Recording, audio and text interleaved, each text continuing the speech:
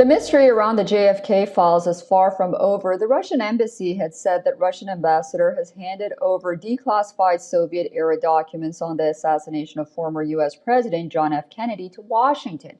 U.S. Congresswoman Paulina took to X to confirm this, calling the 350-page document to be massive historical significance. She further added that the documents would be uploaded as soon as possible so that the American people can have direct access to them.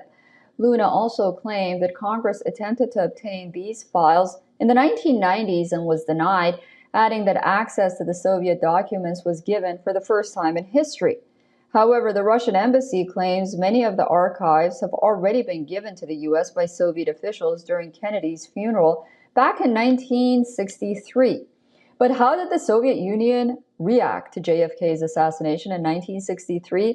Well, General Secretary of the USSR, Nikita Khrushchev, had called Kennedy's death a heavy blow. While a host of theories did the rounds, documents released in later years suggest the general's reaction was a mix of shock and awe.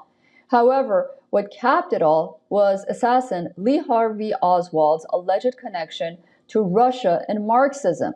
Oswald, a former Marine, spent 3 years living in Russia and taught himself how to speak the language.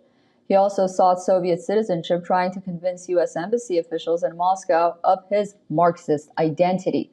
However, the Russians concluded that they had no connection with Kennedy's death or his killer. In fact, in 2017, they claimed U.S. right wing was behind Kennedy's assassination. But even as the Soviets tried to wipe their hands clean of JFK's assassination, the then American President Lyndon Johnson wasn't quite convinced.